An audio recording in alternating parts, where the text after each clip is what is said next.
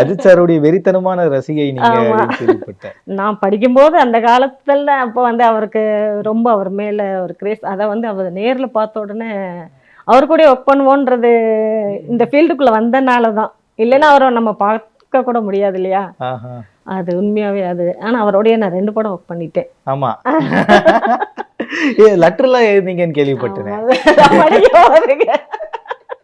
Letter கொடுத்தீங்களா இல்லையா சாருக்கு?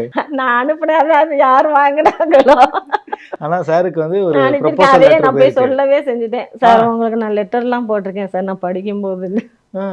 சார் சொல்லி சிரிச்சாங்க. நீங்க என்ன இதுல போட்டீங்க, என்ன இதுலன்னாங்க. சார் படிக்கும்போது ஏதோ ஒரு இதுல வந்துச்சு சார் அட்ரஸ், அதை வச்சு போட்டேன் சார் அப்படின்னு சொல்லி. எனக்கு என்னன்னா விஜய் சாரும் அஜித்தோட சாரும் பண்ணும்போது தான் கொஞ்சம் இதாக பயப்படுவேன்.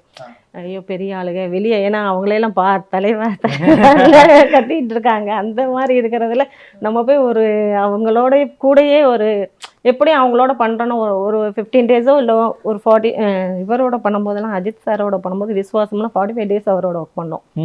அந்த மாதிரிலாம் கிடைக்கும்போது அப்பா நம்ம பக்கத்துலேயே இருந்து பார்க்குறோம் எவ்வளோ ஒரு இதுன்னு அது ரொம்ப அது ஒரு மாதிரி சந்தோஷமா இருந்தது. அஜித் சார் பேரை சொல்லும் போதே அந்த பிரைட்னஸ் தெரியுது.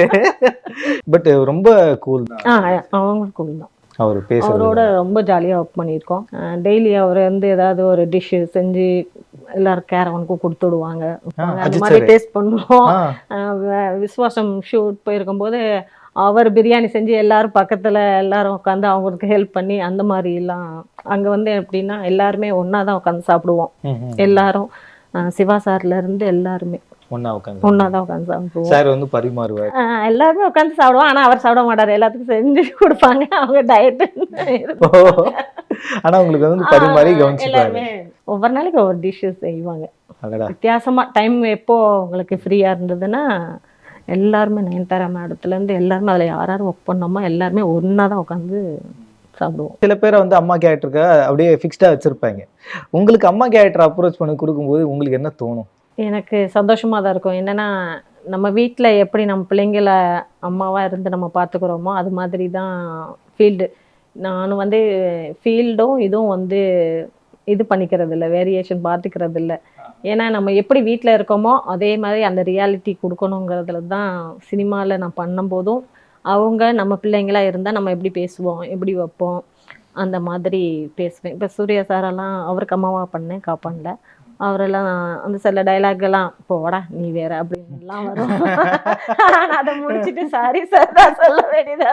ஐயோ நீங்க அப்படிலாம் இது பார்க்கவே பார்க்காதீங்க, நீங்க என்ன உங்களுக்கு எப்படிலாம் உங்களோட இதுல இது வருதோ நீங்க பேசுங்க அப்படின்னு சொல்லிடுவாங்க. ஏன்னா சில நேரம் சிவகார்த்தியன் சார் அவரே அப்படிதான் நிறைய திட்டிருக்கேன். ஆனா சிவகார்த்தியன் வந்து அப்படி எடுத்துக்க மாட்டேன். அப்படி சரி அவங்க அந்த இருந்தாலும் கொஞ்சம் நம்ம இதாக இது நம்ம போடா வாடான்னு சொல்லிட்டோம்னா அது ஒரு மாதிரி ஆயிடக்கூடாதுங்கிறதுக்காக ஒரு சாரியை ஒன்று கேட்டுருக்கேன். ஆதினாலும் அப்படிதான். ஆதியோட ரொம்ப இது பண்ணுவோம். அதெல்லாம் இல்லம்மா என்னம்மா நீங்க வேற போங்க மம்மி அப்படின்னு மம்மினே கூப்பிடுவாங்க. அந்த கம்ஃபர்ட்டுக்குள்ள வந்துறாங்க.